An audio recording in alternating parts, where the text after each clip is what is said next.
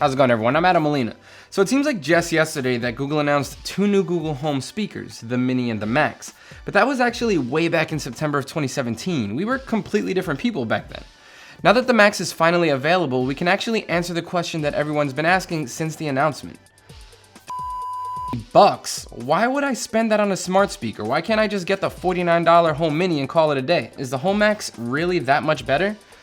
Well, that's what I'm here to answer. So this is the Google Home Max. I know, pretty, right? It's clear that Google put a little more thought into the aesthetics of this speaker. The overall design is super minimalist with no buttons to speak of, only a mute switch on the back and a touch-sensitive control panel up top, designated by a thin line. Whether I had the speaker in the kitchen or on top of a bookshelf in my living room, it blended in perfectly. It just became the thing that I can forget about and tell to play music or ask questions, and this was the white version. If you get the all black color, you'll get an even more discreet speaker. So at 11.7 pounds, the speaker isn't light, so if you were hoping to throw this in your backpack on the way to your friend's house, think again. Pick a spot you like and leave it there. The dimensions are roughly 13 by 7.4 by 6 inches, and it's made of the same kind of hard plastic that you'll find on the OG Google Home and smaller Home Mini. The biggest difference in build materials between them is the fabric that you'll find on the front of the Home Max, which is unique to the Home Max. Not only does it feel good to scratch, but it's what Google calls acoustically transparent, which basically means it won't interfere with how the sound waves are coming out of the speaker. Along the back below the mute switch, you'll get a power input, a USB Type-C input, and a 3.5mm input. So yes, if you want to plug in your own gear and make some sick beats with this speaker, you can. Now the Home Max comes with a little base pad which sticks to the bottom of the speaker, and because the speaker can be oriented horizontally or vertically, you will have to pay attention to which way you place it. It has to be placed so that the touch controls are either on top or on the right side. Otherwise, you might get this warning that it's upside down. By the way, the Google Home is upside down. It'll work best if you turn it over. That touch-sensitive strip is basically used for playback controls if you don't feel like using your voice.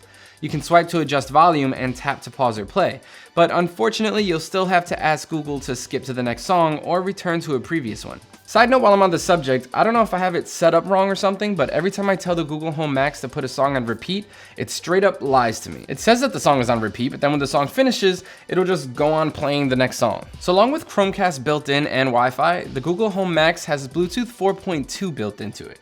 So if a friend comes over and you don't feel like sharing your Wi-Fi password for whatever reason, they can still connect to the speaker and play music. Now, if you've ever owned a Google Home product before, the main way you're supposed to interact with it is with your voice, and in that respect, there's not much new here. But you can also ask it questions or control compatible smart home devices if you have any. One issue that I didn't really like was that when I was asking to cast Joe Hindy's latest upcoming games video, it was a bit slow to show up on my TV. But I really didn't like how someone in the comments of that video said that no one likes Harry Potter. Thumbs up if you know what this means. Digging further into the Google Home setup, you'll be able to customize your preferences, like your preferred music streaming service, including Spotify, Pandora, and of course Google Play Music, or even what kind of news stories you want to hear at the beginning of the day. Now again, these are all technically features that are available on any of the Google Home speakers, so why buy the Max? Well, one feature that's unique to the Max is the ability to sync up two of them for a stereo pair. So if you want to drop a cool $800 on smart speakers, you'll have a pretty badass listening station. If you're looking for more of a multi-room audio solution, you can of course group a few of these together, which I have to admit is pretty cool with the Home Max at the center of the two minis that I have. But one issue that I did find consistently was that after a certain volume, the microphones in the Google Home Max just couldn't pick up my voice every time I said the hot word. At 100% volume, I found myself literally screaming at it to try and get it to stop. So it made me think of a super unscientific test. Basically, I recorded myself saying the hot word, "Hey Google," at a normal speaking voice, and played that clip from a Bluetooth speaker at distances of 5, 10, 15, and 20 feet, all while the speaker was playing the song Havana by Camila Cabello at varying volumes. You can see the results for yourself. After I passed 50% volume, it was really hit or miss.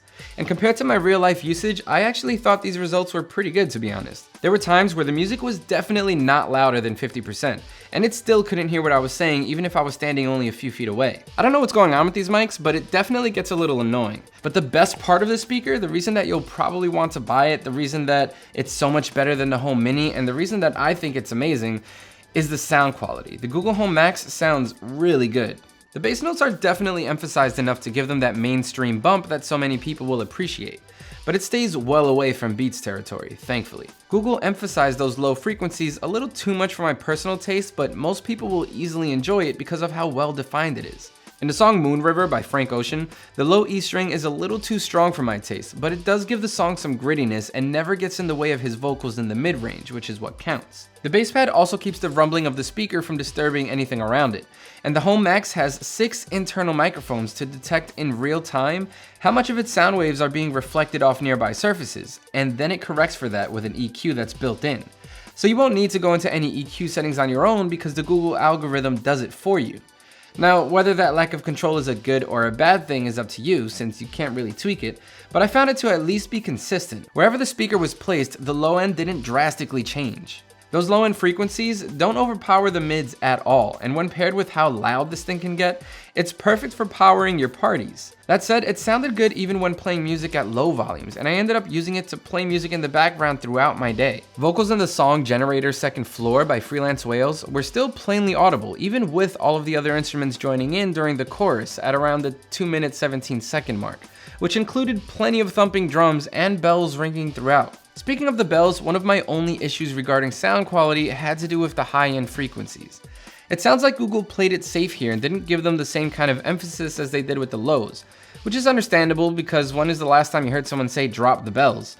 At max volume, nothing really distorts, which is good, but there also isn't a ton of reverb to hi-hats and cymbals, which can really help with the sound stage of the music. Now, I've owned the Google Home basically since it was released, and thanks to Black Friday sales, I have 2 of the Google Home Minis.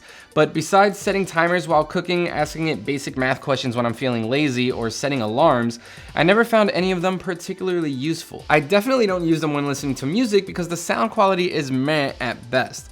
But I found myself using the Google Home Max constantly. Whether it was just to play background music while I worked, or to stream YouTube videos to my TV, or just listening to podcasts, the Home Max weaved its way into my life in a way that none of the other home speakers have. So even though it's a terrible listener, I have no problem saying that anyone looking for a smart speaker who values sound quality will probably really love the Google Home Max in a way that I don't think anyone loved the other 2 Google Home products. But I guess only time will tell. And that's it for our review, guys. Thanks for watching. Make sure to check out the full review over at AndroidAuthority.com. Now, you know the spiel I'm about to give. Hit the subscribe button if you like this video. Make sure to give us a thumbs up and hit the notification bell down there so you'll be the first to know every time we upload a new video here at Android Authority, because we are your source for all things Android.